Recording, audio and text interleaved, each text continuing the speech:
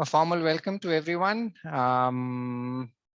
Thank you for joining the session and thank you for your interest in the session today. Okay. Does it help to have my video? Oh, leave it. Not looking so good today. All right. So let me just start with a little bit of a background and then we'll take it from there. So just to give you an overview of what we want to discuss today so that you're all on the same page. We had two sessions in the last about 2 months where we reached out to people with the idea of discussing what are the opportunities in terms of financial markets, investing, trading, etc. Now, let me just at the beginning itself set the record straight here. This session is not about you getting into the stock market or any market and trading and spending your money there. No. This is not what the session is.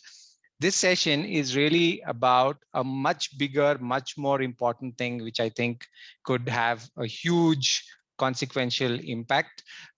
Most of you who are attending today right now have attended those sessions. So I don't think I need to go into the details, but for those who may not have, just a very quick review in a few minutes. So basically what we wanted to discuss, what we did discuss in those sessions, and the recordings are available of the session. So if after this session you want to go back and really get a much better detailed in-depth understanding of what we discussed, then reach out and we will send you the recording link to watch that.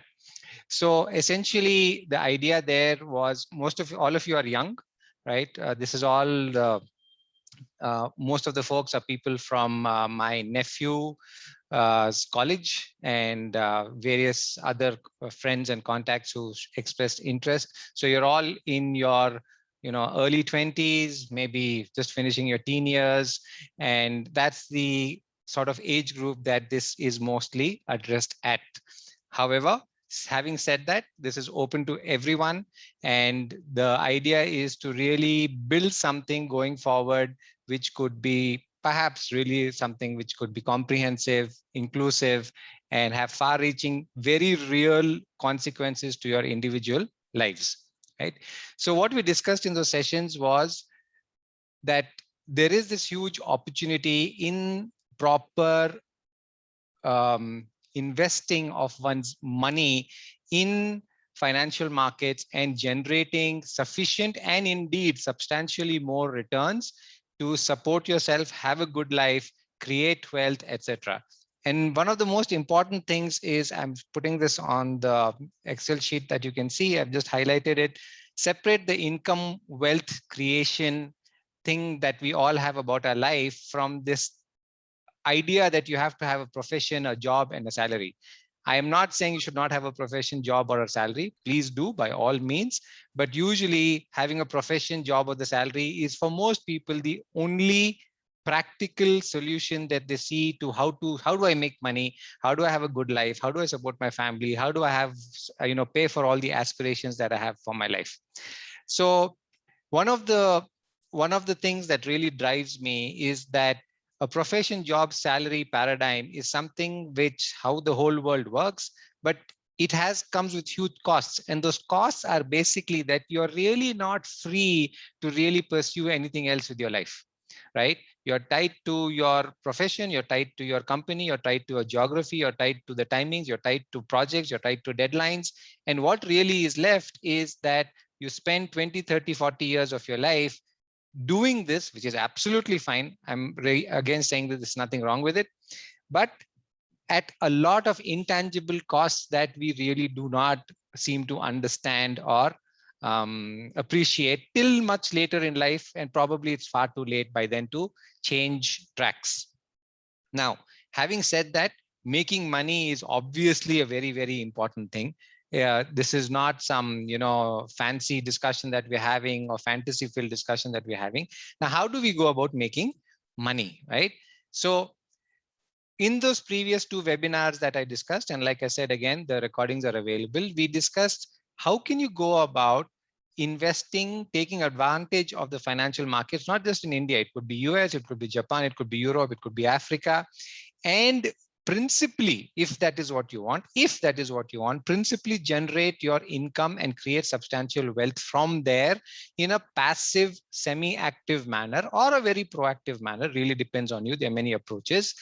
And free your life, indeed your time and your health, to pursue whatever else that you want in your life. So by all means, you want to do a PhD, you want to do hardcore research, do that. You want to get a career in that, do that. You want to run after the Nobel Prize, do that. I'm not saying no, but do not do it simply because, oh, that's the only thing that I know, that's the only way I can make money, and well, I don't know anything else, then therefore what else can I do?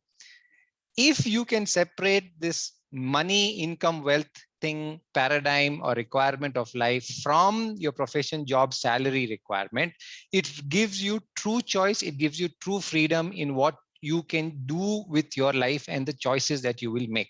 So this is my underlying core idea, right? That I would like to address this. And let me be very upfront about this. So one of the reasons I have, this is an idea that has been with me for many years, but one of the reasons that this is something that I'm really, really focusing on right now, and I've started this now while I have been doing, in a sense, market courses, etc., for almost 2 decades, is simply because the next generation in our family, my extended family, my siblings' family, are all now going to school, college, like Atif is, and there's a whole bunch of another half dozen kids around. And I really wish that they have real choices in life, not the ones that you read in, fanciful books and YouTube personality development videos and motivational stuff, real stuff, right? And I have a lot of my friends and my colleagues whose children are all in the same age group, late teens or in their early 20s, college going, post graduation, or getting into jobs right now, but coming with a certain mindset which is, in my honest sense, quite antiquated. Just to add, all of us already know that the world is changing very rapidly, whether it's data sciences, whether it's automation, whether it is AI, whether it is robotics. The guarantee that your job is going to be safe and secure, like it has been in the last century or more, is a redundant idea, right? We've seen what's happened with COVID. We've seen how the world has changed. We've talked about, a lot of people doing work from home, etc. Because of technology, internet, 4G, and 5G is going to come, etc. The ability to work remotely, etc., has just incrementally exploded. And today the world is actually seeing that it is possible to be where you want to be, and actually still, but you're still tied to the job. Now, the financial markets is something that, while is in the headline news everywhere, or Sensex is doing this, the Dow Jones is doing this stock did that, gold did that, etc., etc., etc., very few people in life, when I say, I mean generally, if you look around your own families, your friends, and yourself, are actually substantially invested in the market, in the financial market. It's a sort of side thing, one small thing. Maybe the next generation is doing a lot more proactively, but the principal thing is, let's make money in the job, let's put investment, buy a house, take a housing loan, buy a car, take a car loan, etc., etc., etc. So what we are proposing and what we want to do is something which I have not done before, and I invite you therefore to give your inputs and ideas towards the end of the session, after I lay out what the thinking is, and want to see if there is a group of folks who are interested in actually going down the proposed course of action. And if there is, then we'll get started with whatever we agree to and how we want to go about it, right? So before I go ahead and jump in, anybody has any questions, any doubts, any clarification that you need at this point, at least as far as the big points are concerned, what the major talking points are? Please go ahead, put it in the chat box, or if you've understood, put that also in the chat box and say, yeah, we are on the same page.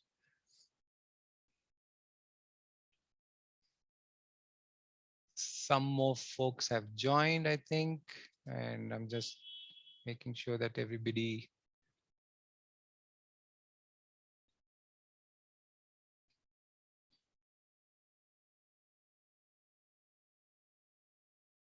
Okay.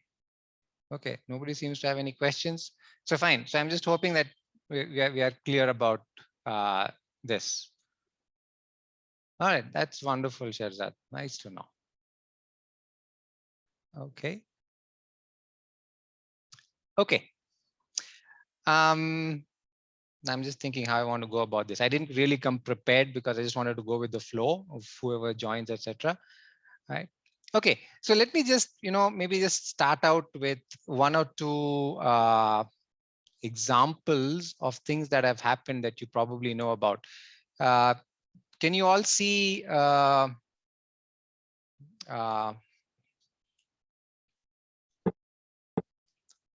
website, and can you see Reliance's chart in a little while? What happened?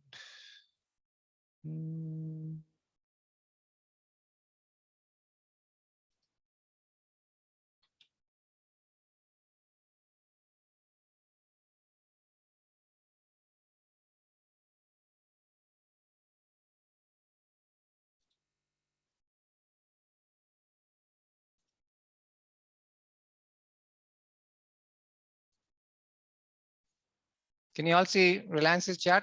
Can you all confirm? Yes. Yeah. Okay. Great. Thank you. Musa ji zoom हो सकता है? This is Zoom only, no? Oh, you mean Zoom the chart? Yeah, chart. Ah, okay, right. Okay, let me get something better.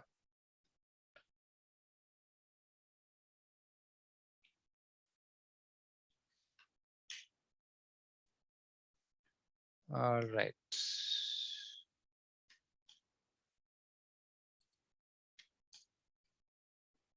Can everybody see Reliance's chart? And you should be able to see it from 1995 till right now. Everyone on the same page? Just a quick okay in the chat box would be great. It's very blurred actually for me.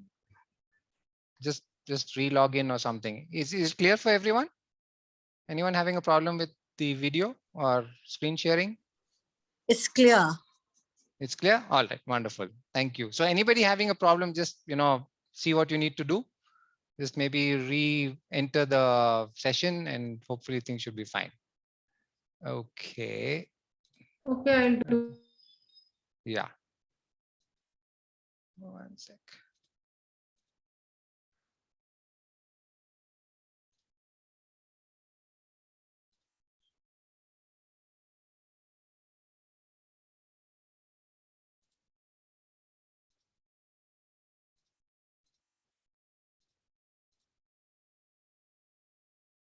All right. Okay. So I just want to highlight a few things before we jump in.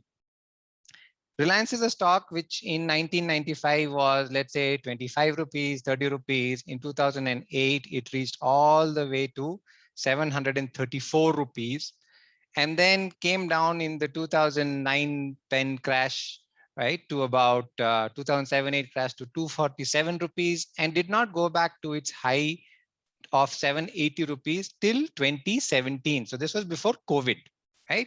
I'm just going to zoom in here, right? So you'll see two green lines. In 2017, after 10 years of doing nothing, this stock went from 800 rupees to right now 2,500 rupees. That means it went up 3 times, right? That is 300%. That means if you invested 1 lakh, it became 3 lakhs in about 3 years. Now, this doesn't obviously happen every time. Don't get me wrong and quote this and think that everything is so rosy. But just to prove a point about what happens. Another big company that you have heard of here in India is, say, Tata Motors. Okay. Now, just to highlight what happened with Tata Motors, because of COVID or during COVID, that stock went down from 600 rupees to 67 rupees. That means 90% of the value disappeared, right? So 1 lakh, if you had invested, became 10,000 rupees.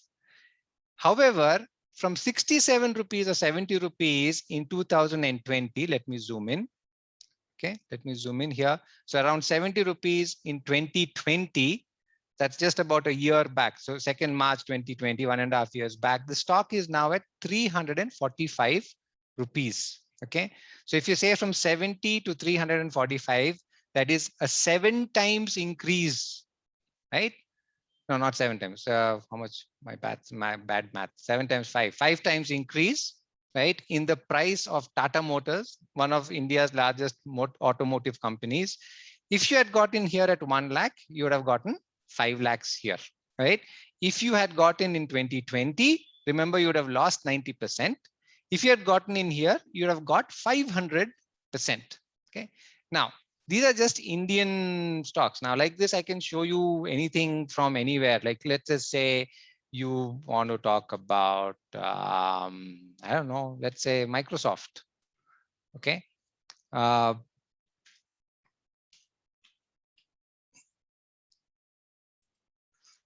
Microsoft, this stock has just been on a one-way ride. The 2020 thing, by the way, this is a weekly chart, sorry, a monthly chart, so you may not see many ups and downs, right? This stock has just been what we would call on a what is called a secular uptrend, right? From 2013, from 29 or $30 a share, this is now at $291 a share. It almost went to 300 also, right? So think about it again, from 30 to 300, that's a 10x increase in 2013 to now. That is 7 years. Something has gone up 10 times. Now, like I said, again, I want to show you one more thing. Just like Reliance, 1999, 2000 till 2014, 15 years, the stock did nothing. You know, it just went sideways, sideways, sideways, sideways. And if you see even further back, you can see that in 1997, or let's not go back all the way. This is all what I call adjusted prices because stocks did various things. 1990, the stock was 40 cents. 40 cents went to $45.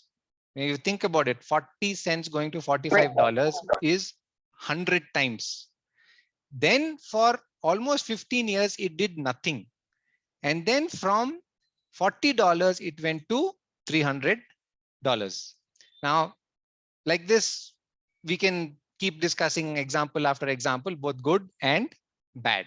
But like I said, the point of the session is not this. The point is for you to appreciate that these are the sort of possibilities and opportunities that are possible. I'm not talking about day trading. I'm not talking about quick money. I'm not talking about intraday stuff. And I'm talking about sensible long-term investing. Now, let's get back to the proposition that is on the table, which is to separate the income wealth generating proposition from the salary job paradigm. So the question is very simple. If you and I, my nephews, my nieces, and the next generation could really learn how we can do this and create wealth for ourselves. By the way, the focus should be on your life and your life only. Don't bother about the others, right? If you could do this for yourself, then what does it mean for your life? And I'm not trying to have a philosophical discussion here. I'm trying to have a very practical discussion here. What does it mean if you can do this consistently over the next whatever period of life that you have? Then what does it mean in terms of what you can do? You probably need to really think outside the box for this, because we are so used to saying, okay, I have to go to my job tomorrow at 9 a.m. and I have this deadline to finish and all. So give yourself the permission to, go a little wild with your thinking and think about what it means. So for me, what it means is this, right?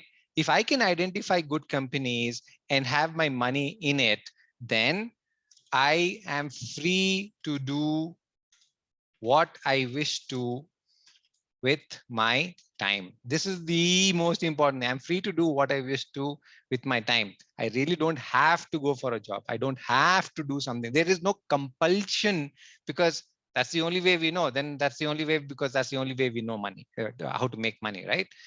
I'm free to do what I wish to do with my time, whatever that is. You want to read books, you want to do something else, you want to travel the world, whatever it is that you want to do, right? And health is something that becomes really yours, okay? Yours to improve. Now, why I say this is I am a doctor, for those of you who don't know, right? So there are two worlds that I sort of try and balance. One is on the medical side, and one is on our medical wellness side, and on the other side is wealth and money and markets, etc. Right now, I have seen this again and again and again, how the traditional or the so-called mainstream ways of life are so stressful, take a great toll on health, relationships, stress, etc., etc. So we are talking about real choices here. We're not talking about some vague choices, etc. Right? Okay. Now, so coming back to, so this is what was discussed in those two webinars that we discussed, and those were like really in-depth 3-hour sessions and all. So for those of you who did not attend or want to know more about it, get a lot more perspective on what that whole thing was about, please do let us know and we'll send you the recordings, right? Okay. Now, the point of today's session, coming to the session that we're having right now, is some of you expressed interest in saying, okay, fine, what is the next step? What can we do? Right? So this is the part that this today's webinar is about, and I want to lay out my thoughts and share my ideas about what I think we could do to really get this off. Now, before that, let me just give some other background. So for the last about 18 years, I've been doing some structured courses on financial investing, markets, etc. We've trained several hundreds of students, and some of them have, not many, but some of them have, completely quit their jobs. Some of them have shut down their businesses and are completely into the stock market in terms of generating all the money and much more that they need for their family and their future, right? Now, when I say in the stock market, please do not come up with this, very common idea nowadays. You see this on TV and movies and documentaries. Oh, you're sitting in front of the screen morning to evening looking at this. No, no, no, no. That is not what I'm talking about. I'm talking about you doing it any which way that works for you, your circle. You are a long-term investor, good. You want to do short-term trading, fine. You want to do it from a beach, fine. You want to do it from Bangalore, you want to do it from London, that's fine. That's really up to you, right? Okay. So why I said this is there are many ways of approaching wealth creation. And again, this session is not about those ways. The session is about what are the things that we can do, especially for the young people, to get this really internalized and grounded. Now, I'm not here to sell any courses. I'm not trying to get you to, register for anything and all. I'm just trying to lay out a much broader idea than I have ever done before. So one part of what is being proposed is a proper course structure. Okay. Now, again, just to very quickly bring this in, the course that I am, referring to, for example, which I would have is, let me just get that up. I had it already. Where did it go?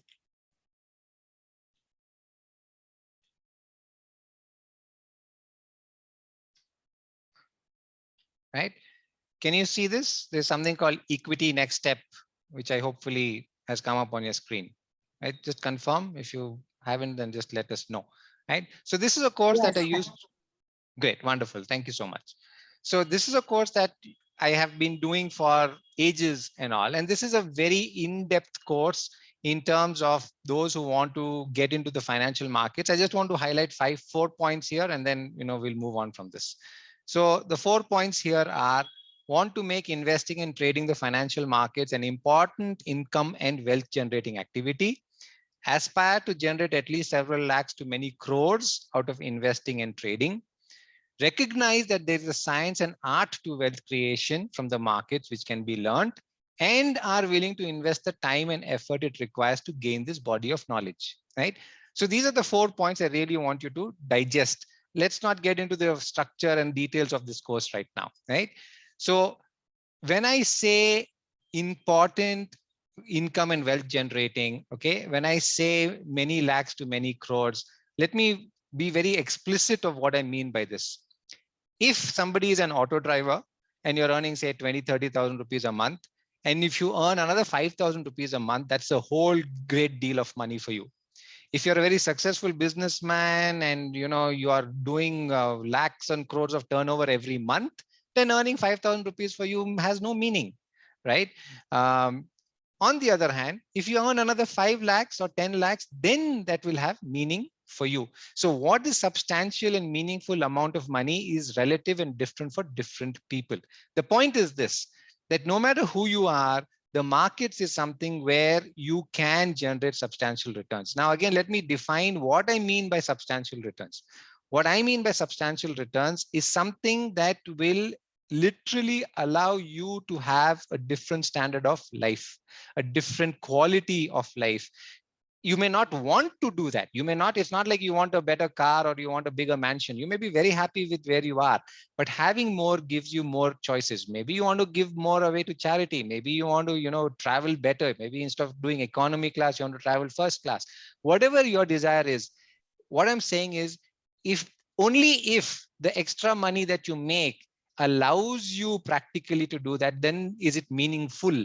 Otherwise, continue with whatever you have. What's the difference? I mean, if you're already earning 5 lakhs and you earn 5.5 lakhs, it doesn't make any difference. But if you're earning 5 lakhs and you earn 7 lakhs or 8 lakhs, then that is what makes a difference. So what is meaningful and what is substantial, each of you have to decide. Now, like I said, recognize there's a science and art to this wealth creation and are willing to put in this time and effort. Let me be very clear about this upfront. There is no shortcut. There are no, get rich quick schemes. There are, if anybody thinking of recommendations and I'll just make my money, that is a whole different ball game. That is not what we are discussing today. If you're talking about having your money managed and wealth managed, then that's a different conversation. If you're talking about getting tips, that's a different conversation. This is for a group of people who want to learn, use this knowledge and invest it to do something much better for the rest of their life for themselves. All right. Now, very quickly, just to give you an idea of what this course is. And again, I'm saying this again, I'm not trying to sell a course here. This is a 2-part course. Everything is to be announced because, because of COVID, we didn't do much in terms of classroom classes or even online. We did little because I was engaged in other things. So this is actually a 5-weekend course. When I say 5-weekend course, it is full Saturdays and Sundays. Over 5 weekends, there are 5 different modules from basic essential concepts. You don't need anything in the background. If you don't know anything, that is absolutely fine. That actually works better, because those of us who come with some preformed knowledge, it's very hard to unlearn and then learn the right stuff. Then we talk about fundamental analysis, technical analysis, etc., etc. What are the different ways of trading? We have live sessions and all that, right? Let's not again get into the details. This session itself, even though we say 5 full weekends and all, and we can save 100 hours of work, it is more than that. It's about maybe 120, 130 hours of material interactions, etc. This is followed by something which is called part 2 of this EQNS program, wherein you, the participant, would do your own research, present, show your competence, improve your skill, receive feedback from the group, and come up with actionable recommendations and say, I would like to invest in this at this entry price, towards this target, towards this stop loss and all. The purpose of this course, let me make it again clear, is twofold. One is for those who want to learn this, but for me right now, for this conversation, for this group is different. It's just to lay some foundation and some groundwork. So this is a course that I have been doing for, well over 1.5 decades right now. Various people have done it. Now, having said that, this is not what I want to do rather with this group that I'm talking about. I'm just talking about a course structure to give you an idea of, because this is how we, are brought up to think, okay, if I go do learn something, what am I going to learn? I just wanted to get clear with that. However, this is only maybe 10 or 15 or at the best 20% of what I want to do with this young group in the next few months, many months rather, right? What is the other stuff that we want to do? So in the message that I sent out, I said micro and macro. At the micro level, this is the micro level, the course, the theories, the software, what type of orders, how to invest, how to manage this, how to open an account, all that. But at the macro level, let's look at the other end for a little bit, right? All of us have heard about Elon Musk. Okay. We have heard about climate change, right? we have heard about, okay, recently, recently as in the last few days, we've all heard about coal prices and gas prices in Europe and elsewhere have shot up, right? So on the one hand, we're talking about climate change. On the other hand, we're talking about suddenly about coal and gas and all that. By the way, so let me very quickly just show you one thing here, right? Because it's very relevant. There's a company in India called Coal India, right? So look at what happened to Coal India's stock price in the last few weeks. Okay, so let me actually get you a weekly chart here, which will really convey the point much better. So it's just coming up. Just give me a minute, or not even a minute. All right. So forget about all the wiggly things. But just to again give you an idea, by the way. So Coal India in 2016 was a stock which was at 450 rupees. 450 rupees stock came down to 110 rupees. That means 75% of your money gone if you had invested. Now, in late 2020, this stock was 110, 115 rupees. Even as recently as 3 weeks back, the stock was 150 rupees. And this stock from 150 or even 140 is now at 190 rupees 200. So 150 rupee stock has become a 200 rupee stock right now. That means 30% increase in a matter of 3 weeks, right? If anybody is putting your money in fixed deposits and long term, you're getting like 5% for a year. You got here, 30% in 3 weeks, right? And very likely Coal India is likely to go to 220, 250, and you have to track these things.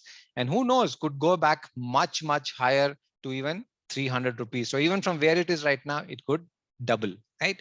Now, I just wanted to connect this because some of you I hope are at least reading a little bit of current affairs, etc., and all that. And you've seen in Europe gas prices, Germany is worried, UK fuel shortages for a different reason, Brexit, etc. All these things are happening, and I'm just trying to connect it back to something that is in our stock market. That's something you could have invested in and you could have made some good money out of, right? So like this. Now, why I connected this, which brings me to another point, is the macro issue, right? So we have this macro issue of coal and gas going wild, and we have the micro issue here of Coal India, okay, giving you a very nice investment opportunity, right? So I'm trying to get to impress on you that how the current affairs of the world, how what is happening in the world can be many a times can be directly correlated to what is happening in the stock market. And this is, very much in a sense, all it takes. It really takes you to have this open mind, to know what's going on somewhere and see if there's something that you can do with that knowledge and do something in the stock market with it, right? Just to give you another example, as the world has opened up, as we are getting out of COVID, as many countries are saying, relaxing the norms for travel in and out of their countries. Can anybody very quickly in the chat think about things that have now become, opportunities, things 3, 4, 6 months back, which were thought to be, end of the world. But suddenly that industry, that job, or that opportunity, that what was a crisis is now suddenly an opportunity. Anybody wants to just quickly type in something just to make this more, perhaps a little more interactive and fun, right? Somebody typing? No idea. Yeah, good. Saket says, our airlines opening up. So here's something for you, Saket, right? And for everybody else. So if you think airlines are opening up, well, in India, let's look at Indigo, right? Let's look at Indigo stock price, okay? And it's called Interglobe Aviation, right? So look at what has happened to Interglobe Aviation. Would you believe that Interglobe Aviation actually hit a new life high recently, right? This is a entire history of Interglobe Aviation from the time it got listed in 2016, way before COVID, at 800 rupees. At the peak before COVID happened, this stock was 1,800, 2,000 rupees. At the worst of point of COVID, this stock had fallen to 700, as low as 780 rupees. From 780 rupees, this stock has now gone to 2,300 rupees. That's a 3x, 3.5x. And we haven't even fully recovered. I'm sure all of us will agree. Whether it's domestic travel or international travel, we still haven't fully opened up. And yet a stock like this has gone up 3 times and made a new life high. This is like, I mean, it's hard to fathom these things sometimes, right? And Manas Smith says electronics. Well, I don't have any particular electronic stock that I can think of in India, right? Well, let's take one which is really not electronics as such. Okay, we'll take BEL, Bharat Electronics, right? Look at that. Bharat Electronics is now has made a new life high. Bharat Electronics has made a new life high after falling from 188 to 55 rupees. 55 rupees has become 200 rupees. 4x. 4x it has gone up. Now, this is all in hindsight. Please remember this, right? This is all in hindsight and easy to say, ha, he, who, and all of that, and we could have made so much money. The real skill and real challenge is in what next? What about the future? Where can we invest so that we can ride a wave that is multi-month, multi-year, etc.? So that brings me back to the macro trend, right? Now, in the macro trend, what is happening? If you take Elon Musk, if SpaceX was listed, if Tesla is of course a listed company, if climate change, right? Companies doing, say, solar power, wind power, storage, batteries, etc. And you have various companies who are doing that, not so much in India, but definitely abroad. And you can invest abroad, by the way. If you can identify these trends, then what does it do for you in terms of identifying opportunities to invest your money in, right? So just to come back and refocus at the micro level, learning the nitty-gritty of how to identify trends, how to identify opportunities, how to get in, how does the trading terminal work, how does the investment terminal work, how to do it yourself. But on the other hand, finding long-term, whether you want to do long-term or not, that's a separate conversation. Whether you want to do short-term, long-term, that is something that we can all discuss about, right? Now, all this is easy to say in a discussion, but how do you practically go about learning these things? So let me come to some more nitty-gritties here. Till about, and I took a long sabbatical, till about a few years back, I used to do something called the India Market Review, right? For those of you who want to, you can please go to YouTube, right? Go to YouTube. In YouTube, go search for, okay, let it come up. As you can see, I watch a lot of stuff. Bangalore Investors Club, right? I'm not good at marketing and not any of this savvy stuff and, make good video making and all of that. I'm pretty, a dodo when it comes to that. Look for Bangalore Investors Club in YouTube and you'll find the BIC channel, which has been there for, I don't know, maybe 10 years now, right? There's nothing fancy in it. It's just, stuff that I've been doing. And if you go to the playlist, you will see there's something called the India Market Review. You can see it here. I'm just putting up a full playlist here just to give you an idea. So the last one I did was, a long time back, right? 2020, well, it's a long time because that was just a sort of stopgap thing. But I've been doing this for many years, almost about 10 years. But I put it on YouTube only, maybe, so you have from 2016 or even earlier, 2014, 2000, oh, fine. Even I forgot since when it's been there. So 2014 till 2000, say 19, 18. Okay, this is 4 years on YouTube. And before that, I wasn't tech savvy at all. I was doing it as private videos and just sending, links on a server. So for about 10 years, I've been doing this India Market Review. This was something that we used to do every weekend.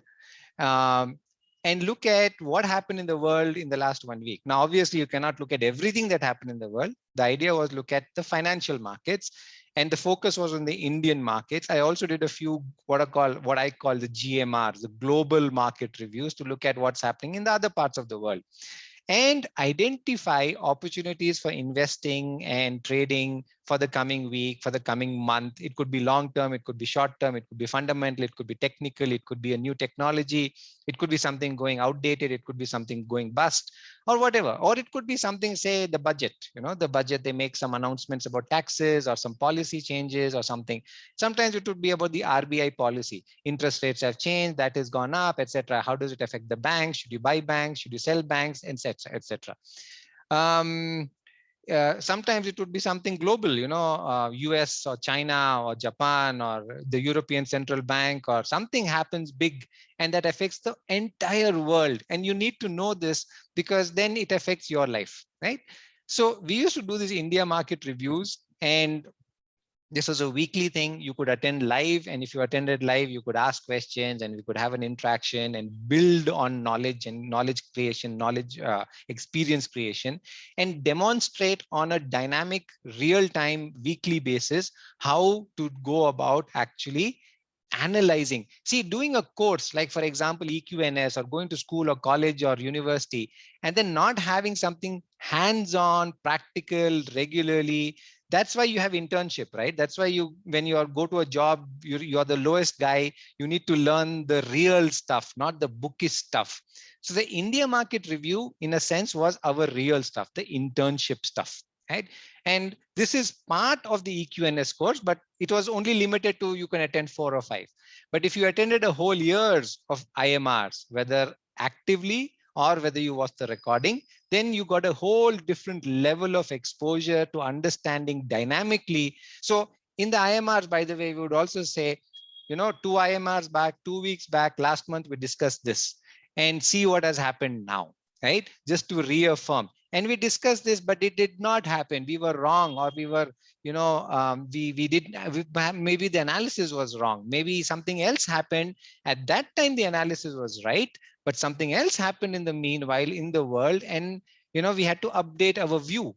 And therefore, we changed our opinion about some investment, or we said, something which was not good to get in is good to get in. Something which was good to get in is good to get out, right? So this sort of dynamic updates need to be done for anything that you want to look at, right? Let me just very quickly, just introduce something else, because I'm talking about stock market. Let's talk about gold a little bit, right? So this is just the let's say the gold. Let me put which gold. Okay, fine. Right. This is the international chart of gold. Okay, this is not the Indian rupee. This is in dollars per ounce, right? Now, for many people, especially in India, it's like gold only goes up, but look at gold, right? I'm again giving a very long-term perspective, and there are shorter-term perspectives also.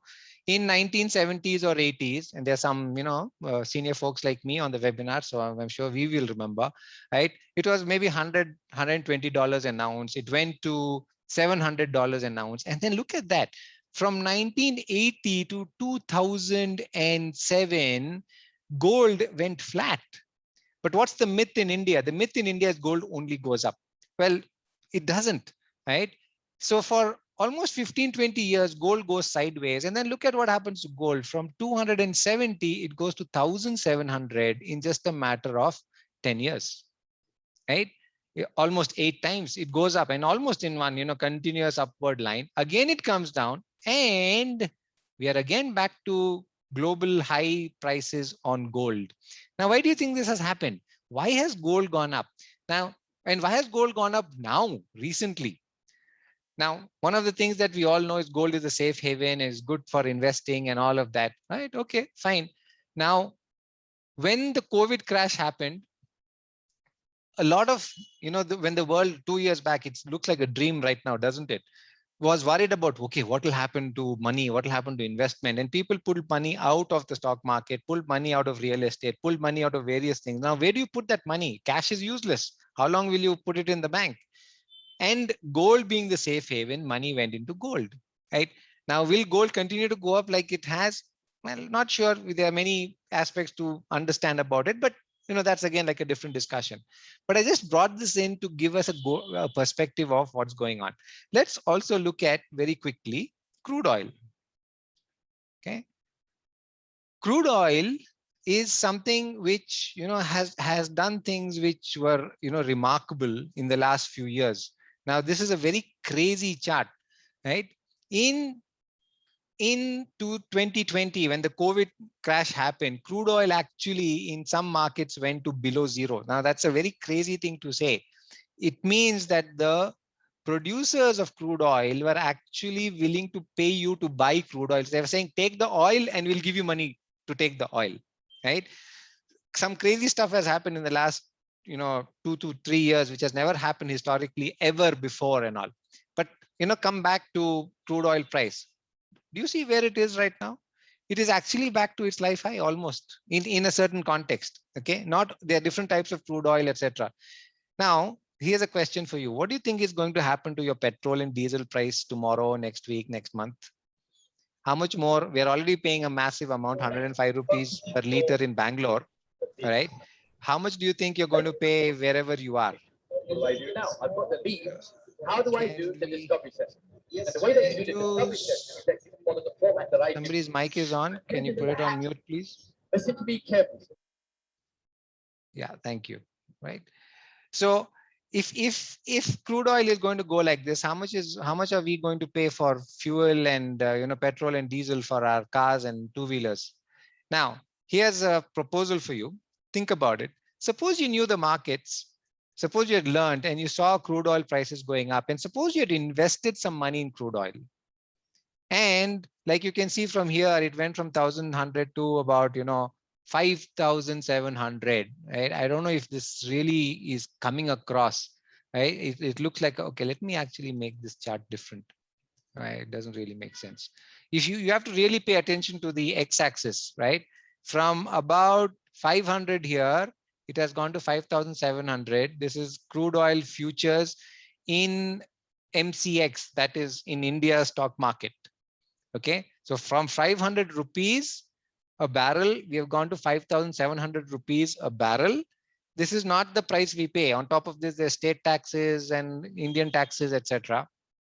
If crude oil keeps continuing up like this, you might be paying 120, 130, 150 rupees on fuel in the very near future. I don't think anybody here really thought about it. Did anybody? We are already sticker shock with 100 plus. We are all getting used to it, but you could pay substantially more. Now, here's the thing. Okay, I want to come back to the point here again. You and I have no influence on the crude oil price. We are just consumers, okay? And we have to pay whatever the government or the companies ask from us. If you don't, then don't travel. Simple as that, right? But understanding this and then saying, okay, you know what? Crude oil is going to go up. Things are, by the way, when crude oil goes up, so here's the other thing that I want to really talk about when we're talking about the cruise details, okay? Crude oil, diesel, petrol goes up, inflation goes up. If inflation goes up, everything in life goes up. Okay, prices of everything goes up. Raw materials have to be transported. Your finished goods have to be transported. The cost of moving anything goes up. And if everything goes up, then everybody's going to ask for more, right? But is your salary going to increase? If everything is going to get more expensive, are you ready for the future prices that are likely to happen? This is another aspect of what I want to, really do in the next few months with, the group, which is not just about making money. The session is not really about making money. The session I would like it to be is about understanding where the world is going, looking at things like gold, looking at things like crude oil and saying, you know what, with what is going on here, the whole world is going to become more expensive. Let me see if I can bring that up. Yeah, I should. Okay. German inflation. Now, you might be wondering why I'm talking about German inflation. We will very quickly come to know, right? Read this. Just read the headline. Okay. Let's forget about everything else. German inflation hits 29-year high as energy costs spike across Europe. And this is across Europe, right? Coal prices in India have spiked up. Coal India stock has gone up. What do you think is going to happen to inflation in India? And these are, by the way, not things that happen overnight. These have been building for years, for months, etc. Now, for those of us who are astute and can understand this, can you make important life decisions about your life, about your money, about your careers, about your profession, about where you want to stay, etc.? So for me, close to my heart is this very important non-financial, non-tangible aspect of this of the sessions that we want to have, which is understanding this and understanding how your life is going to be impacted. Now, there are many things to this. That impact is inevitable. You're going to have to pay more, or you're going to have to change. So, for example, if they say no more petrol and diesel cars after 5-10 years, should you be buying a new car now? Should you perhaps hold on to your old car and just buy an electric vehicle after a few years? Because they might say scrap these petrol and diesel vehicles because they're just too polluting, right? For all sorts of reasons, your life will get impacted, and most people have no clue about what is coming to them in life in the next few weeks, months, and years. And one of the important aspects of the course that I would like to do, the conversations I would like to have, the sessions I would like to have, is let us look on a very regular basis, maybe once a week, maybe twice a week, depending on the group. Let's understand current events and future events, and let's look at what is coming to us, and let's look at, and it's not just about looking at what is coming to us. Can we prepare for it? Can we be ready for it? And for those of us who are proactive, how about looking at it as an opportunity and saying, you know what, this is going to happen in the world. Let me see if I can take advantage of it. Now, what do I mean by advantage? It could be as simple as investing your money in a stock, right? By the way, talking about climate change and electric vehicles and etc. Where did that go? Yeah, right. So here's something again. There is something called exchange traded fund, okay, in the US, and the name very conveniently is BATT, just battery, right? This fund, think of it like a mutual fund, but traded on the stock exchange, invests in companies which are in the battery space. And battery technology has gone up leaps and bounds in the last few years and is expected to go much, much, much further. We had only lead acid batteries, now suddenly lithium, but now there's a whole range of different battery technologies that are coming. Solid state batteries, iron flow batteries, storage batteries, mobile batteries. There are even batteries being made from discarded radioactive waste, by the way, right? All sorts of stuff. Now, suppose you took that as a long-term investment opportunity and said, okay, you know what, let me look at some investment product. Well, here is an investment product for you.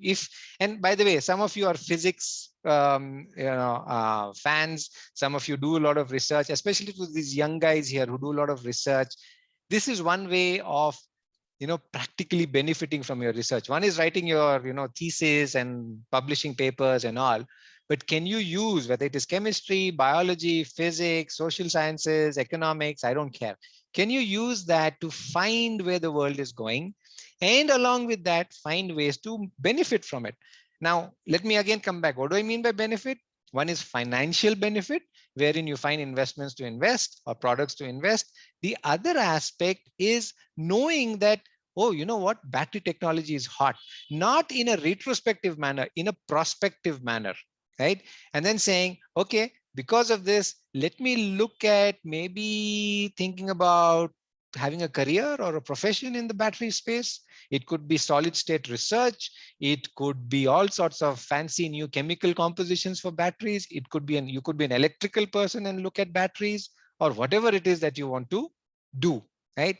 One of the things that just to bring back the conversation, in the 2 webinars that we had done earlier, I hope some of you remember I spoke about uranium, right? Uranium, when we discussed, was somewhere here. It was around $15 to $17. Now it has gone up to 28, cooled off, it go up again. Why has uranium gone up? I'm just trying to, refresh the memory for those who attended the 2 sessions back. And for those of you who are new, why is uranium going up when we are talking about, climate change and Fukushima disaster, etc.? Very interesting. Again, I don't want the session to be about that. But for those of you who remember, we said uranium was something to invest in. If you did, you made about maybe 30% already. And that's about a month or two, right? So let me come back to, again, the focus of the session. The thing is not about, identifying opportunities. So let me put it there so that it is there. Opportunities to make money by investing. Okay. And the other one is to make life decisions, right? Maybe it could be career decisions. Which career is, hot and which is rising for the next maybe 5-10 years? The sort of discussions and interactions that I want to have with the young group, especially, and everybody else, everybody is welcome to this, is not just about stocks and investing or commodities and investing and finance and making money. No, I want this to be a much broader discussion, which could, I'm not saying it should, which could enable making, informed, high quality life decisions in terms of career, in terms of profession. Let me, bring up another topic that in terms of, again, climate change and, again, analysis and markets and data and all that, right? Water stress map of the world. I don't know how many of you, do these sort of things, right? The water stress map of the world. And I'm just going to take one. I hope it comes up and I can blow it up. Control ++. How do I increase this? Right. Okay. Okay. So this is the World Resources Institute, one of the most reputed institutes for various things. Do does it surprise you that US is a water stress region? If you've been reading the news, I hope you've seen, Lake Mead, one of the biggest reservoirs, Hoover Dam, is one of its lowest levels in the last several decades. California has been having a multi-year drought. You've got fires all over the place, which are millions of acres in size. Australia had that. Australia is a water stress place. India is a water stress. The whole of Middle East is a water stress place, right? These are basic issues about life and survival and being in a, how life is going to, and this is by 2020. You can get data like this for 2050, 2060. Of course, no data is perfect and you keep updating this. But I'm bringing this for, again, two things. And again, I want to point this out. I'm talking about making money and I'm talking about life decisions, right? Now, if you're talking about making money, how about finding companies which are into water technologies, refining, recycling, etc., right? And maybe you can put your money in that and see whatever happens. Now, here's a very quick, there's a company called, let me see if I get that. Yes, VA Tech Vabag in India, right? It's a company that does various things in water technologies and all that, right? Had a big for about 5 years. Stock went down from 950 to 40 rupees. But well, after that big fall is over, from 40 rupees, the stock is now at 300 rupees, right? And is probably set to go back to 500, 700 rupees in the months and years ahead, right?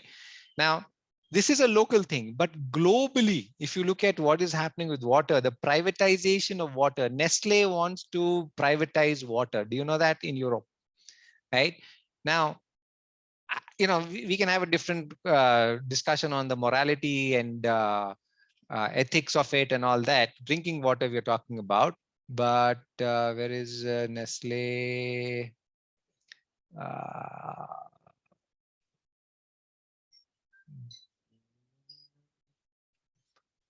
Okay, I wanted to find Nestle Switzerland, but no, I don't know where that is.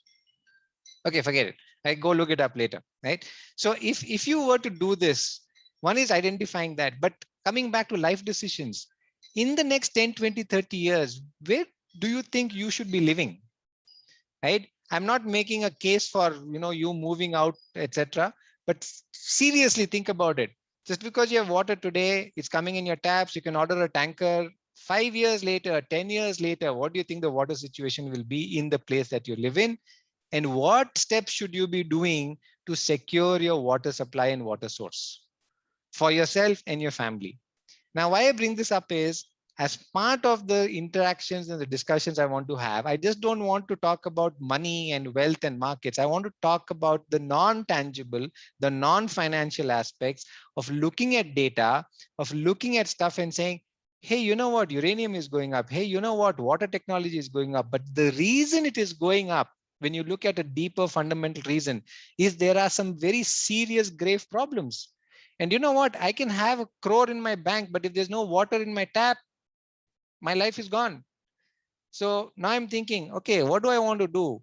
Do I want to, I don't know, build one huge 10 swimming pools and store water for myself? I don't think that's a good idea.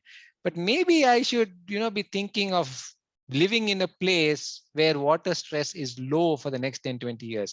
Maybe I should be thinking about having my family move to a place where civil war may not happen simply because there's no water, where famine, by the way, if you looked at what is happening to food prices and the reason why food prices have been shooting up in the last few weeks, months. Okay, now where are you going to secure food? How are you going to secure food? Right now, I know I've been going all over the place, but the whole idea was to give us an idea of the scope of what I want to do. It is not just about the markets, but also about understanding from the macro trend impacts on your life, in my life, in the next 5, 10 years, and saying, can we use this information to do something good and make better decisions for our life, right? So let me just, take a pause here. Has everybody gotten the big idea of what we want to do? We want to talk about separating the paradigm of being, saying job, money, salary is the only way. We want to talk about practically how to go about it. We want to build practical skills. This is not your main activity in your life. This is the activity that you can have, you may want to have, to secure your financial foundation and to make substantial wealth. And how do we go about it? And then we look at everything in between, from the nitty-gritty, the theories, and etc., to the macro world. Talking about the macro world, just to very quickly introduce you guys, for in case some of you don't join us later. There's something called the World Economic Forum. I'm sure some of you have heard about it, weforum.org, right? Look at the headline. We're talking about how to provide safe water to billions of people by 2030. You know what? This is in itself a huge opportunity. For those of you who want to think, if you take on a macro level problem, which is affecting the entire world, a lot of people will be jumping in it. But if you come up with something, even small, it helps make the, it takes the, takes the solution forward, you're really on to something. And then, by the way, talking about life purpose, you would have made a real impact on people's lives, right? So WE Forum is one of the places that we will probably be going to and visiting on a regular basis. Huge amount of resources like this. There are many websites, many things and all of that. Most of us are probably just watching YouTube left, right, and center, hours and days and weeks and months and all of that. But what real value is it happening? I'm not saying don't watch, but what are we watching? What are we reading? So this is one of the things I want to inculcate with the next, the next set of people. Let's do useful stuff. Let's do stuff that is impactful to our personal lives and to maybe the world at large. Be prosperous for ourselves and make meaningful life decisions, right? So with that, let me just take a pause here. And if there are any questions, anybody wants to chip in, wants to say anything, feel free. We'll open up the mics for anybody who wants to say anything. And then we will get into the nitty-gritty of how we are proposing to go about it. When will we have the sessions? How will we have the sessions, etc. So before that, anybody wants to add or say anything? Any questions, any inputs, anything? Go ahead.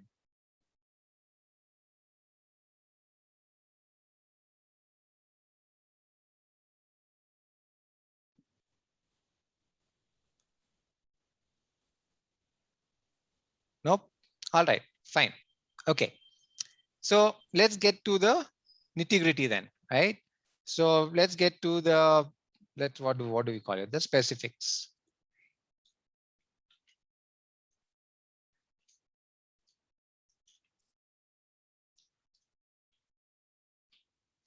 right? Okay. So like I said,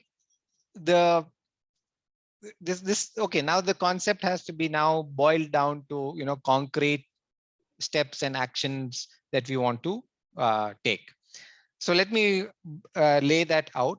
We are talking about many sessions. Now, I know this is a vague way to put it, but since this is like I said again, this is a project, an activity that I'm taking on for the first time in terms of getting so much getting included in a sense the deliverables, right?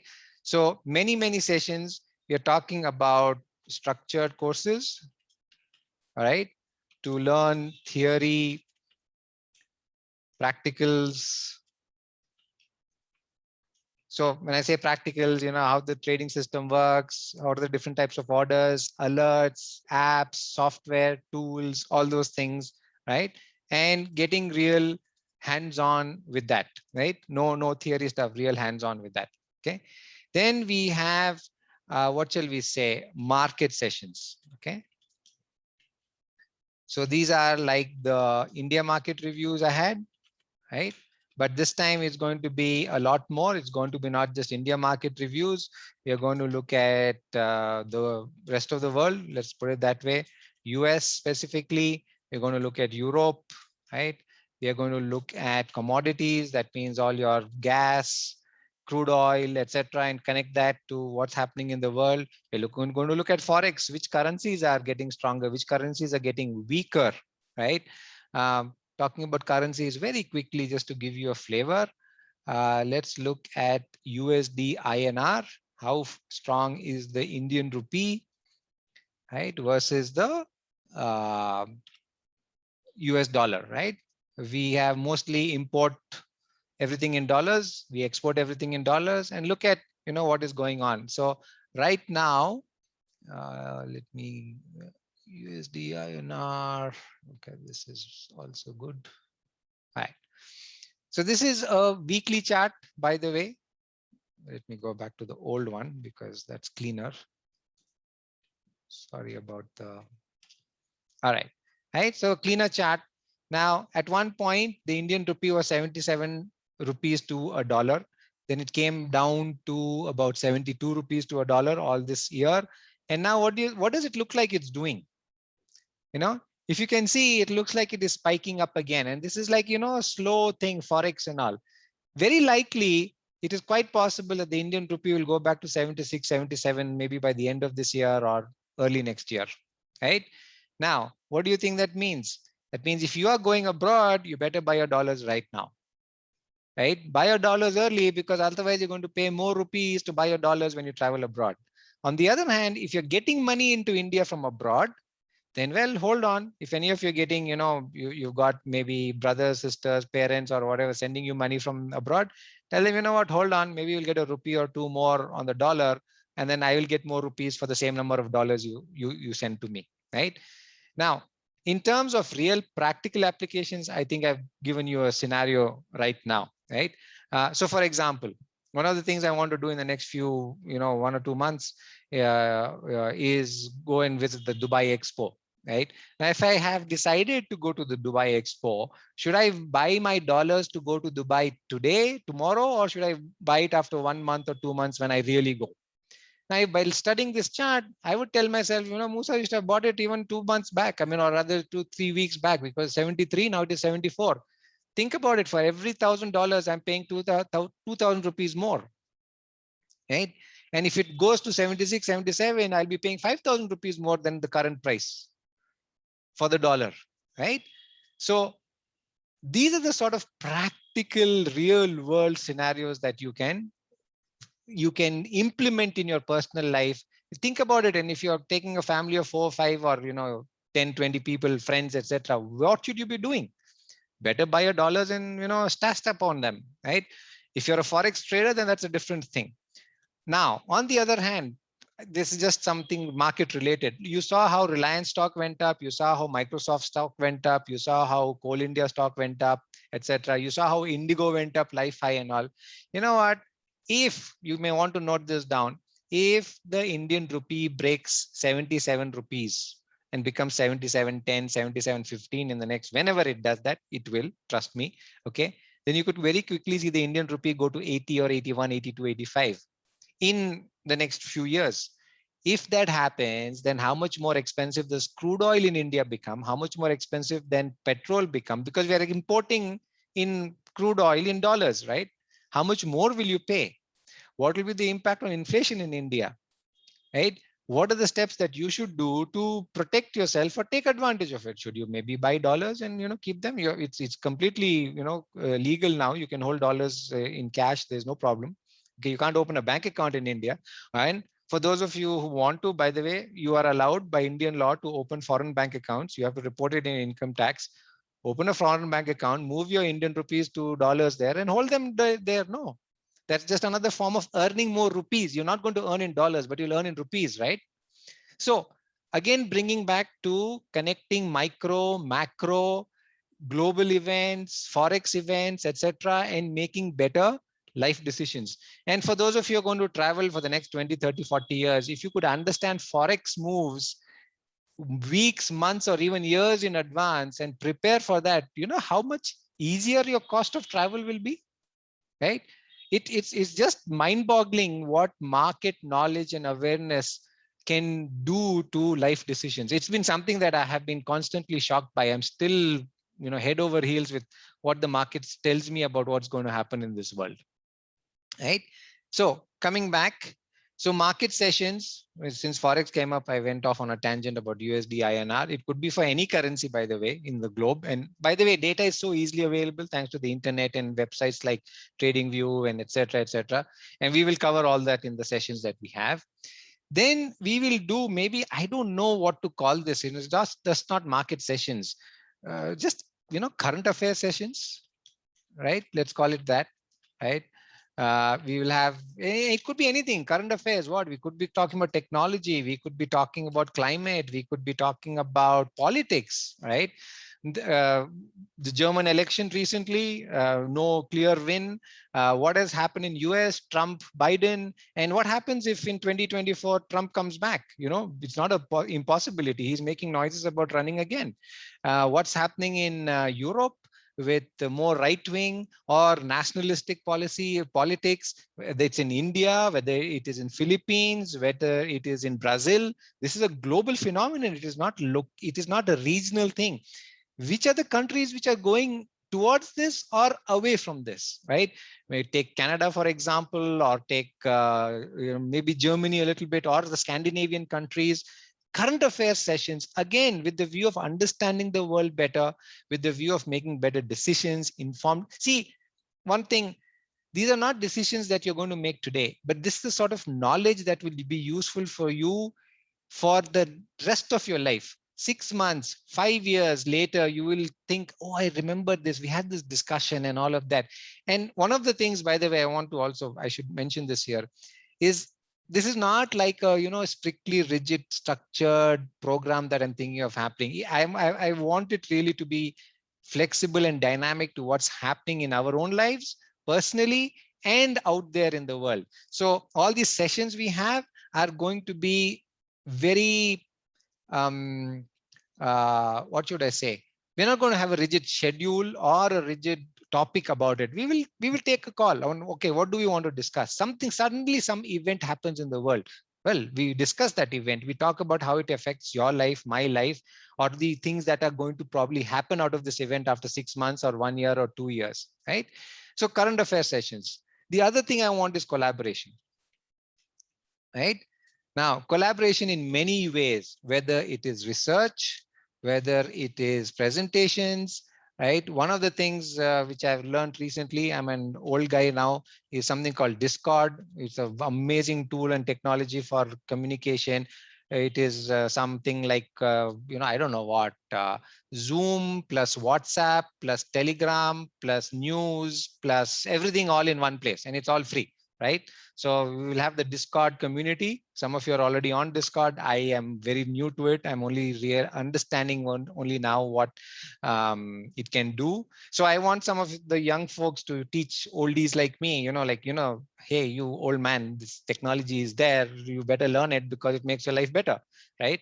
So because the older you get, we tend to, not be as easy. So we want the young guys to help the old guys and say, look, this is an easier way of doing things. There's a more efficient way of doing things. So collaboration, right? Now, there's one thing that while I was discussing with a few people that came up is in investing and trading. Okay. Now, one thing, let me be very clear. There are many ways of doing this. Of course, your own personal investing and trading is up to you. But what about, let's call it an investors club, right? Right. Let me just bring this up for people to know. College investment clubs in US, right? In the US, look at this, Boston College Investment Club. In the US, in India, this is just not there. Universities and colleges abroad, especially in Europe, in US, in New Zealand, Australia, Japan, have these investment clubs where people come together, and these guys are managing $1 million assets under management. Okay, there are Australian universities, the students, they're not the faculty, the students are managing $5 to $10 million. And these are people who come to, college, are doing some MBA program or a finance program. They elect to be part of the club. So like you guys have your science club or your sports club or whatever, this is a completely voluntary thing. This is not a faculty driven thing, right?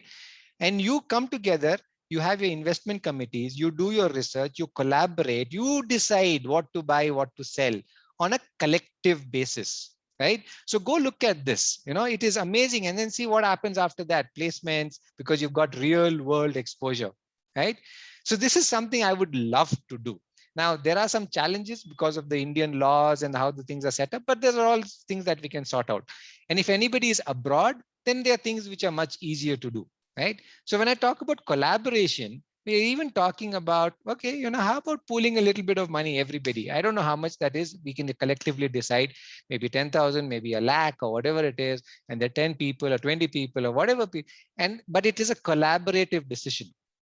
And then we have, people within that collaboration. One is a set of analysts. Their job is to find opportunities and recommend. There's another set of people who are, let's say, the guys who are the investment managers, as they act, not investment managers. They're the ones who execute the trades. Okay, they will decide, okay, who is buying, when they're buying, and all of that. And then there'll be somebody who will be managing it. Could be a risk committee looking at risk and understanding risk, right? And saying, okay, you know what, this is a good opportunity, but the risk is too much. Okay. Or here is an opportunity which we are not looking at because we're thinking it will not make a lot of good money, but it's extremely safe. So why don't we think about it? So these sort of interactions is something that we can think about, collaboration, right?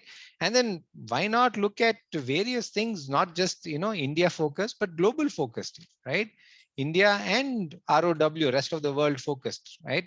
So we could do all sorts of things, come up with all sorts of very interesting, fascinating ways of going around this and about this and how we want to do this. And nothing is decided right now. What I wanted to just lay this out and get your feedback as to if you would like to participate in a program like this, then how would you like it to be structured? Okay. Now, a few other things. I think because of, practical issues, whether it is COVID or even if it was not COVID, there are a number of people on the session here who are not Bangalore based, and I am here in Bangalore. And even if you were Bangalore based, Bangalore is such a stupidly huge place right now, and many cities are like that. The traveling from one place to another is just ridiculous in terms of time, energy, effort, etc., right? So a lot of the sessions will be live online, right? Real collaborative stuff, right? I will probably have to learn a lot of stuff with technology and all of that. I'm sure many of you can help me with that, right? So we're going to have live online sessions. We will also have these sessions recorded, obviously. because not everybody is going to be available for every live online session. But having said that, recordings are recordings. They just do not have the impact a live session has. So I want to find a time, I want to find time slots, right? 2 or 3 in a week where the maximum number of people live will join. Recording should be the last option. Don't make it a habit. Oh, I'll watch the recording. Yeah, I'm going to, maybe watch a movie now and on. No, I would really love it if this was something was really important in the priority for you, and you made a commitment to participate proactively, not passively, right? And then we also want to have in-person sessions. So what I'm also proposing is that maybe, I don't know, for certain modules, we will also do classroom sessions. I have a place where we can accommodate about 10-15 people. And those who cannot attend those classroom sessions, we will broadcast that live, right? Over Facebook or YouTube or whatever it is, or make recordings available. But in person is in person. I don't think I need to say more. The chemistry, the bonding, the networking, the laughter, the vibes and all that is what is really required to build relationships. And one of the things I would love to see evolving and coming out of this program is strong relationships being built between people. And who knows what opens up for that? I don't know. Some of you may become, I'm just being crazy here, investment managers. Some of you may decide very different course paths in life. Some of you may come together and open a business, may do a startup. I don't know. The sky is the limit. The world is really, available. So in-person sessions is something I would love to do on some regular basis. We could have this in Bangalore, or we could do this in some other place. If you can help us organize things. And what I want in those in-person sessions is not just come and, okay, fine, we did the course, now let's go. No. So let's say there's a 2-day in-person session. We have another 2 days. We go around together, we visit, we talk, we discuss. If you can organize industry visits, or there's a touristy place, there's a nice thing, we can, combine things and let's get to know each other. Too many people are living in too many silos, are getting separated. Everything is becoming electronic and Facebook and WhatsApp videos. No, let's make a proactive effort. These are the sort of things that you never know what magic comes out of it. Yeah, and there will be arguments, there will be disagreements and all. I'm sure we are all adult enough to deal with those things, but I'm really looking at what can come out of these in-person sessions, right? So I want to do that as part of the thing. So it'll be a combined thing, and I would really love for everybody to make this effort, right? So these are the specifics. Now there are obviously the question of costs and fees, right? So since we don't really have a final thing, structure or session-wise thing about how much, what all we want to cover, what we don't want to cover, it's hard to say this is what the cost or the fees will be. So that is a conversation we will definitely have, but not as part of this webinar. Having said that, I want to make one thing abundantly clear. Please do not let the fees be a deterrent. Okay. I can assure you of one thing, they're not going to be cheap, right? But let the fees not be a deterrent. Whatever fees are decided and all that, if it is something that you find less, please be, I don't know, I mean, it's a stupid thing to say, but who knows? If you're willing to pay more, then let's know. By the way, when you talk about fees or money or something, there are two different aspects to it. Value, what are you getting for the amount of money that you are paying? If you're really thirsty, then water for 10 rupees is very, very cheap. But if you've already got a water bottle, somebody telling you take water free also is like, why the hell should I carry another liter or 1 kg? So it's all relative, right? The another thing is affordability, right? So some of us can afford it, some of us can't afford it. So some of us say it is very great value, but I can't afford it, right? I fine with the price, but I can't afford it. Some of us like, it's really cheap, right? And whatever. That's so each one is there in their own place. The only thing that I want to put forward and assure everybody right now is, please don't let the fees be a part of the issue. Just to, in case anybody is wondering, the EQNS course fee that I have right now. All the details are there. If you want any links, I can definitely send it to you. Where did it disappear? At EQNS. Right. Sorry, this is, I was looking at the Expo, Dubai Expo. Yeah. Right. If you look at the EQNS fees, right, if you scroll down, etc., blah, blah, blah, blah, blah, blah, blah. By the way, we've also tied up with one of India's leading software providers, etc. For the classroom session, it is a lakh. The actual course totally is 1.3 lakhs. Okay. But when somebody takes an integrated thing, it is 95,000. If you take it only online, it is 75,000. But this is not the program that we're talking about. EQNS is one small part, like I said in the beginning, 15-20% of the program. That doesn't mean the price is going to be 10 times more. Okay. Don't worry about that. My point is this, that whatever the fees is, please do not let that be a deterrent, right? I would love to have conversations and we will figure something out, whatever it is, so that it is workable for all the people who are interested. My primary motive right now is to have the younger generation expose themselves to what is possible out there with their immense talent and make far better life decisions. The purpose of this is not to make money. Okay. Of course, money making is required, but that is not the primary purpose here. Right. I'm very eager to see what comes out of this. This is going to be a wonderful opportunity for me too, in terms of understanding, growing, learning, etc., right? So we're going to have a separate session or a discussion on the fees and etc. Later. If you're interested, please let us know and we will, get back to you on this.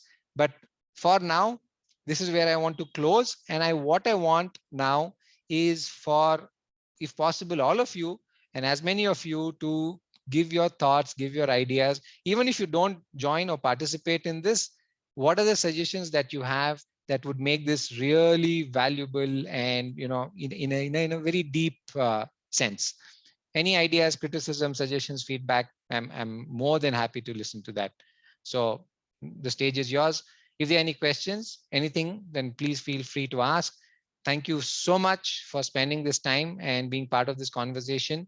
So like I said, there are 2 recordings available of the previous sessions we've done on what are the opportunities in the market. And if you're interested, let us know. We'll send you a recording so that you get a better handle on this. But as far as what we've discussed today, right? So by the way, why I said the subtitle Wall Street, Main Street, and me, coming to that. So everybody knows, right?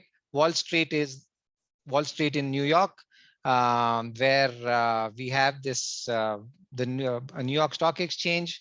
The equivalent is Dalal Street in Bombay, which has the Bombay Stock Exchange. And like this, there is one, street or road in all parts of the world for the main financial hub of that country or that exchange or that country, right?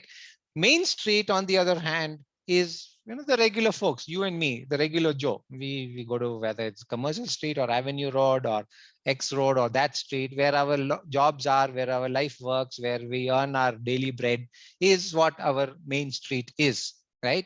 And if you were there in the 2008-9 collapse of the stock market, if you were there in the 1990-2000 collapse of the stock market, if you're there in the 2020 COVID collapse, you all know that what happens in the financial markets, or so-called Wall Street as a euphemism, affects the Main Street, right? That's just how the world is. What happens in the finance world? So I hope you saw how crude oil prices, USD, INR, inflation, etc., are real things that you and I need to understand and make decisions on. So Main Street is, the janta, the general population. Me is you, it's me. And this whole thing is about connecting Wall Street, Main Street, and me, my life, my family's life, my future, and making far better sound decisions about ourselves and our families, right? So that's why this tagline, Wall Street, Main Street, and me, I hope it is a lot more sensible now, right? And I will now close this session, at least this part of it. And I really look forward to your feedback and interactions. Thank you so much, Jasmine, for your kind words. And really appreciate all of you attending on your time and effort. And I'm sure some of you are going to express thanks and all that, which is most welcome. But I really, really request you to, take the opportunity and feel as free and frank and open about giving any feedback, ideas, and suggestions. If you have any people in your family, in your friend circle who you think would like them to be a part of this program, please do let them know. Get us all connected with each other, and then we will see, how we can take this forward. By the way, before any of you run away, if those of you who want to keep connected, we need to have your contact information and email or phone number, right? What you can do is please send your contact information, email and phone number to either to me if you have my number, or send it to Atif Sharik, right? Who most of you also know him. And his is the number which is there on the WhatsApp message that you may have gotten. There's a mobile number there.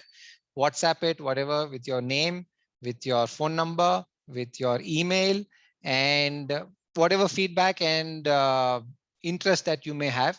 Also, if you don't want to be a part of this, that's absolutely fine. I really thank you so much. It's not about joining, but if you do and you want to take this conversation forward, then let us know specifically that you're interested, so that we can have. And we really want to step this up. This today was the first of many sessions that we want to have like this, and we want to get started with this, quite frankly, ASAP, right?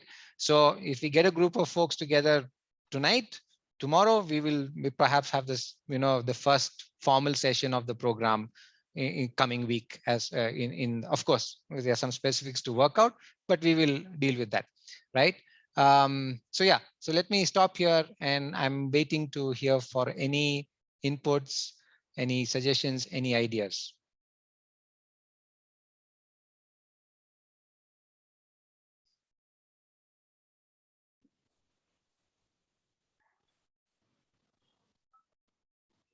Saket has a very excellent point. Your dad says that separating the job from salary can be deadly, as people had committed suicide back in 2008 who were too involved. I absolutely agree with your dad. Just wanted to know, is your dad part of this session today? Did he hear the whole conversation? Just so that I have context.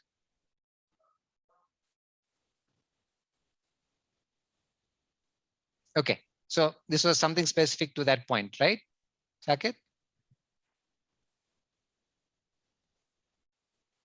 Okay, wonderful, right? So like I said, this is not about, that's fine, Saket, no problem. This is not about inviting, this is not even an invitation, by the way, to tell you to say, don't take a job. Okay, let me be very clear about this. Okay, I probably have to repeat this several times. This is not about you not taking a job. By all means, take a job. On the one hand, don't become a slave to your job. Don't do a job because that is your only source of money. Don't get into a situation which says to you, to your life, to yourself, you're saying, you know what, if I don't have a job, I'll not have a salary. If I don't have a salary, I will not be able to feed myself. I'll not be able to support my family. Do not get into that situation. By all means, have a job. All right. And while you're having a job, look at having other ways of creating wealth. Okay, this is not to counter your dad or anybody. In 2008, sorry, in 2020, when COVID happened, how many people who had good jobs lost their jobs totally? And how many of those who lost their jobs have gotten their jobs back?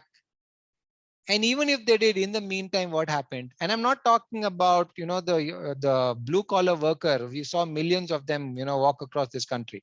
I'm talking about well-off, qualified people, engineers, doctors. By the way, doctors lost their jobs. If anybody thinks that all the doctors were making money during COVID, that's wrong. Only specific doctors, critical care doctors, and pulmonologists, ICU doctors, and nurses their life was miserable. But all the other doctors, people stopped going to the hospital. People decided just stay at home. Pathology labs, no work. Blood labs, no work. The only test you were doing was a COVID test, right? My point is this. Yes, there are pros and cons of everything. What happened to people in transportation, in hospitality, in airlines, in hotels, in cafes, in restaurants? Now things have gotten back. We can say, oh, fine. But 1.5 years back, things were totally horrible. Why 2008? Many of us don't remember the crash of 1999, 2000, so-called .com bust. How many IT fellows lost their jobs at that time? 1999, 2000. Some of you are way too young to even know what this is history for you. So my point is this, Saket, and to everybody, nothing is safe and secure. Okay, nothing is without risks. Nothing is an absolute guarantee that you will always have a job, you will always make money in the market, that you will always have rent from your house. How many houses are, have you seen number of to let signs all over the world? Nobody wants to rent anymore. How many commercial buildings, residential buildings are just collapsed in terms of rent, right? So my point is this is not about a binary yes or no. This is not about no job, only market. No, no, no. Have a job also. But look at the markets for what the opportunity is. And if it is something that works for you, your personality, your risk appetite, then go ahead. If not, no problem. If you don't make money from the markets, at least get into the markets to understand what's happening in the world, like crude oil, like USD INR, like water, like technology, like travel and aviation. Those things, use that to get a more informed life and make better life decisions, right? For me, honestly, that is an equally important part. I am not interested in having the young 19, 20, 21-year-olds become, madmen after money. No, my point here is to have a more balanced life, because we are all mad in a job also and saying, that's my only way to work, make money, right? So I hope this is clear. I know this will probably need to be reiterated. My apologies to anybody who finds me repetitive on this issue, right? But this is not about no job. On the other hand, let me say this. If you can at least make some money or have some confidence of making money from the markets, at least you will not have to take a job for the sake of taking a job. You will not have to say, oh, you know what? I don't really like this job, but what to do if I don't?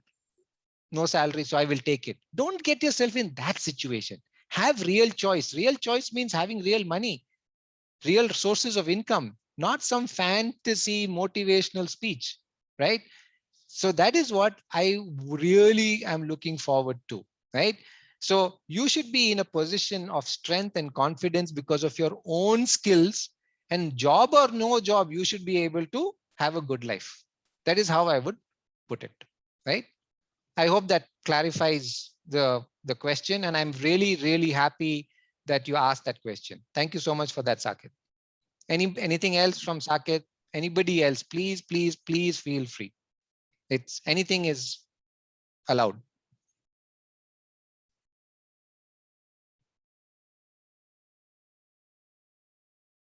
Also, just to add while waiting, yeah, there are many people who lost in 2008. Yes, that is what made the headlines, but also there were many people who got out early because they read the data right. Right? They didn't get stuck with their investment. They saw the trouble brewing and they said, let me get out before it's too late, right? Those are the skills that you can have by learning when the market is going to go up, when the market is going to go down. It is a very learnable, there's structured knowledge around this, which has been there for literally hundreds of years, but nobody is teaching this to us in our schools and colleges. I had to learn this on my own the hard way. Today, at least there are courses and various resources available, but there's a lot that can be done right if you learn it right and you follow it right? Okay. Anyone else? Questions? Inputs, suggestions, ideas? Please, please. Let's hear them.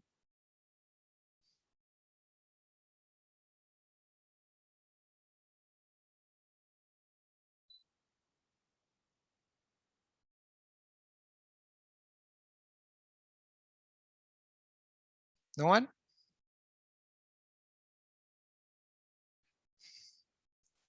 Just putting out two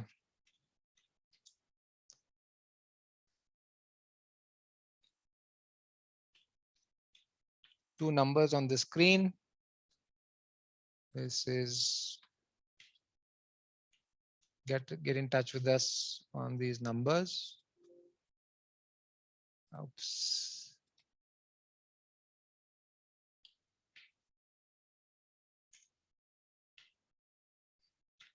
Anyone else has any other questions?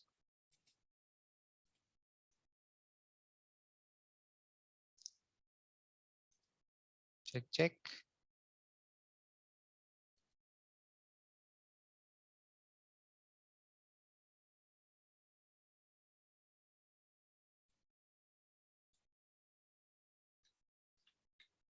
Nope.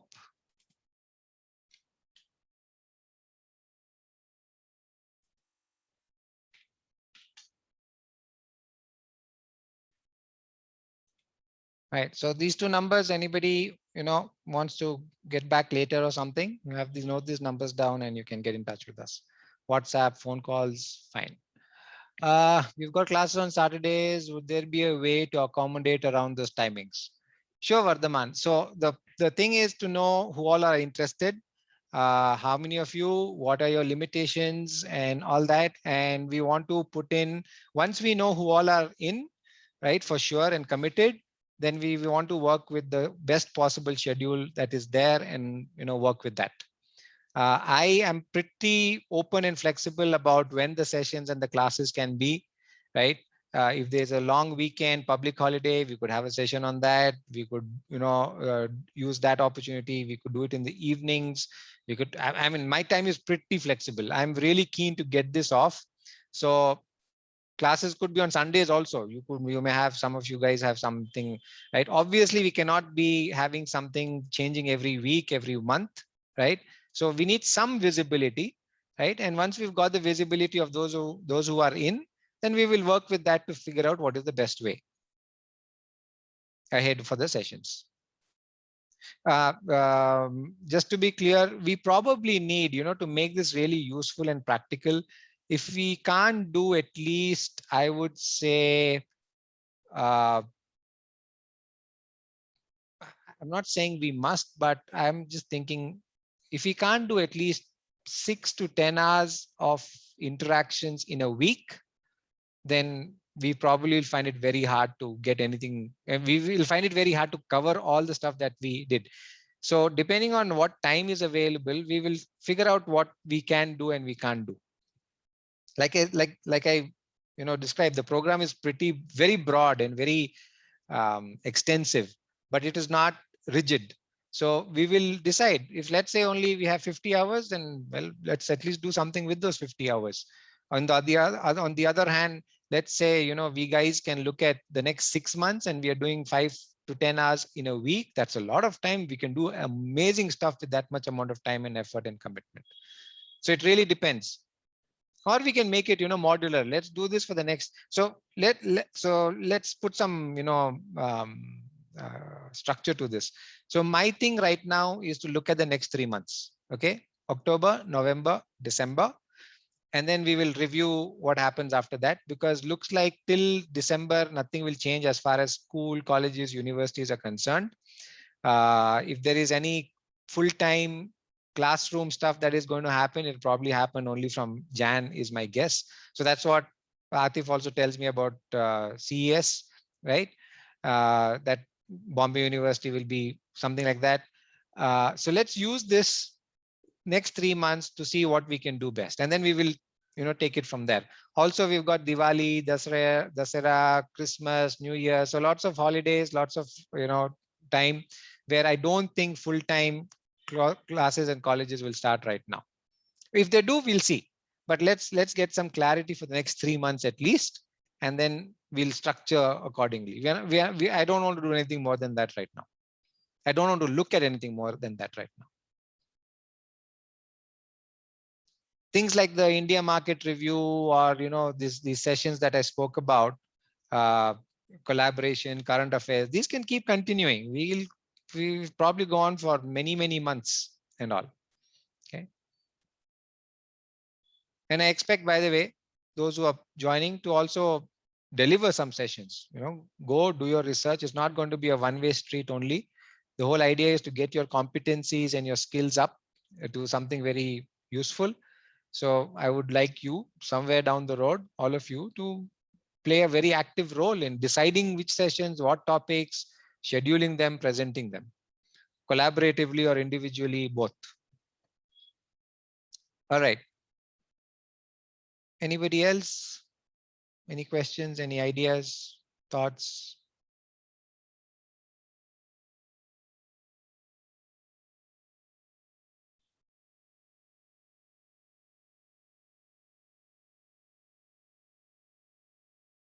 All right.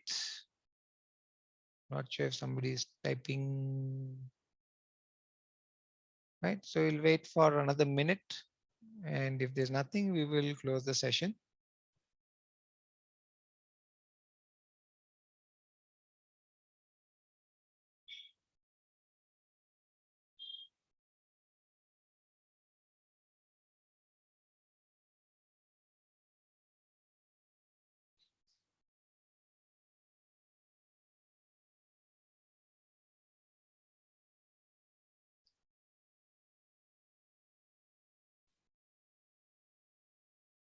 So please also, so what we discussed today, by the way, a recording will be available on a private basis. If any of you have any friends or family whom you feel you would like them to be a part of it. By the way, it's a great thing if it really very practical. If you've got some of your own people, as in your own family, friends, as part of a common activity, common learning, common, research, common discussion of current affairs, exchange of ideas, agreements, disagreements, massive growth happens in that, right? With people who you care about, people whom you trust, people whom you want them to benefit from this, like, your younger brother, younger sister, cousin, somebody. It's very hard to imagine what are all the positive outcomes that can come out of this, right? So I strongly encourage you to look at seeing if you have, people who are like-minded, people whom you want to be a part of this, and get them in. So the previous recording of those earlier webinars that we did, most of you are aware of those, and today's recording will both be available on a private basis. So if you want to, review this, discuss it with others, please reach out to us on any of those two numbers above on the screen, and we will send you the links.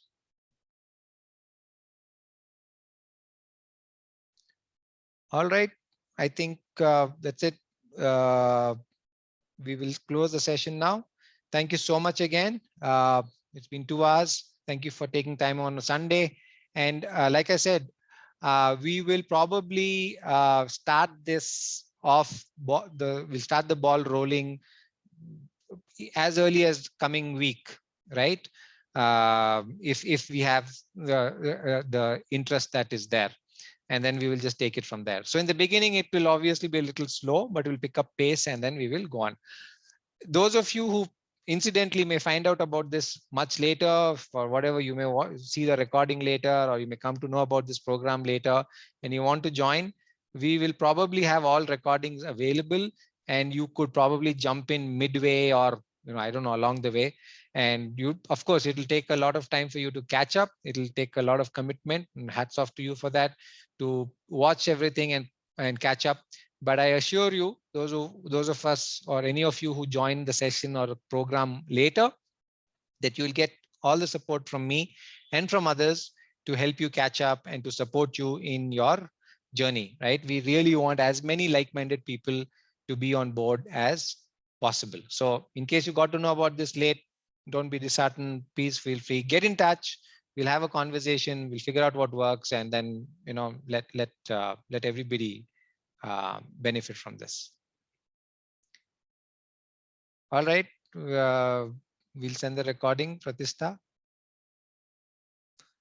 All right, so thank you, everyone. Have a great weekend, what's left of it, and I look forward to your feedback individually and collectively. And like I said, we will get this started ASAP. Thank you for your interest again. Good night, and all the very best for life. Thank you. Bye.